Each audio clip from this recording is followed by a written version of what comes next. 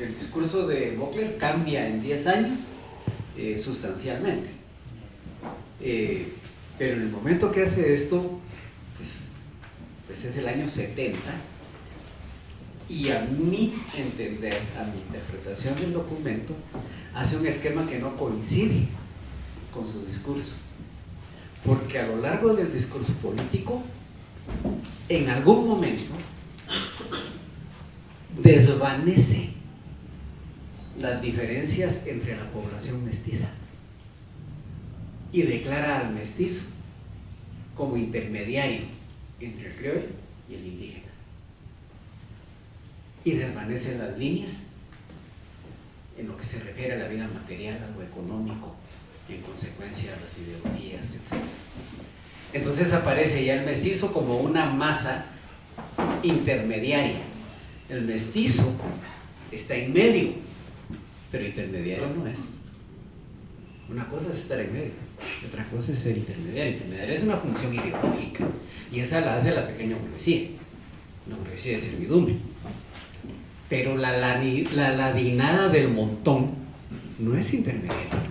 Ejerce racismo, es racista, eso sí, pero que sea intermediario en las relaciones económicas, eso no. En las relaciones de producción, no. Eso lo hacen las élites ladinas o mestizas. Y eso es a lo que no corresponde el esquema.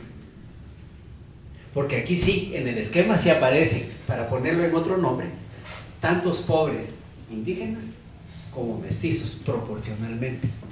Y según el último censo, el 85% de la población es pobre. Y de ese 85%, un 50% es indígena y el 35% de la población es mestiza. Ahora, las proporciones mestizo-indígena, eso es muy discutible, porque es una cuestión de apreciación de quien dirija el censo. Todos sabemos que la mayoría de la población es indígena, pero ella no parece así. Entonces hay otra contradicción aún en el censo. Y si esa contradicción existe, si el 35% de la población que es mestiza es pobre, y esa población es minoritaria en relación a la población maya, entonces estamos empatados proporcionalmente. Esto es lo valioso que miro yo del esquema. Pero en su discurso, Guzmán Buckler, miro que uniformiza al mestizo como función. Y esto es muy importante algo. Tenemos que distinguir entre el ladino como pueblo, luego entraremos a discusiones de mestizo o ladino, el ladino como pueblo y lo ladino como ideología. Y justamente lo ladino como ideología fue el ataque al maestro Río, como ideología. De hecho, en ese momento me enteré y le informo ahora, maestro, que después de que usted fue alcalde es dueño de la mitad de los microbuses de Shell. Justamente de esa se quiebra. Sí, eso es una cuestión ideológica. Este documento y este esquema me sirve para confirmar algo que pues venimos a hablar de Guzmán Buckler, pero cuando hice mi primera tesis encontré un detalle muy interesante que siempre he propuesto. El primer, en el espacio local de Shela, puede ser así para todo el país, el primer ladino de Shela fue indígena, y el primer mestizo de Shela también fue indígena. ¿Cómo está eso? ¿Cómo lo resuelve la antropología occidental ese fenómeno?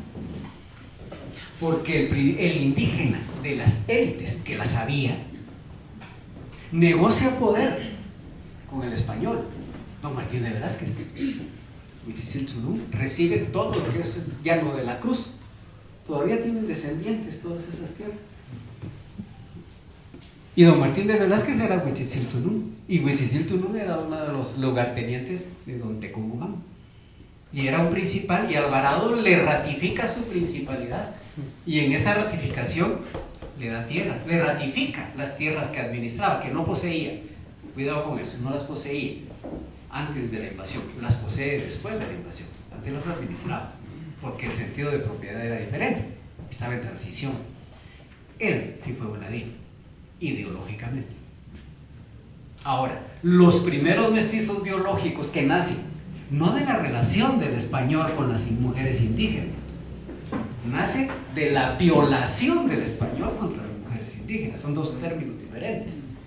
Ese primer mestizo, ideológicamente no fue ladino, ni culturalmente fue ladino, fue quiché, porque vivió con su mamá quiché, con sus abuelos quichés, con sus hermanos quiché, en los pueblos de indios quichés, era un quiché. ¿Dónde está lo ladino de ese mestizo? El problema es de que se hace como consustancial ideológicamente lo biológico con lo ideológico, y eso aparece en este libro. Las poblaciones indígenas pobres, los pueblos mestizos pobres, pero lo ideológico no aparecía. Entonces para mí es muy significativo, porque yo creo que hay un momento en que, pues es su primer libro, hay que leer Donde enmudecen las conciencias, mucho más tarde, él ya, uno de los editores decía, ya lima esas protuberancias que lastimaban del primer libro en el segundo. Entonces para mí es muy, muy significativo, sí creo que es bastante representativo de la complejidad del país.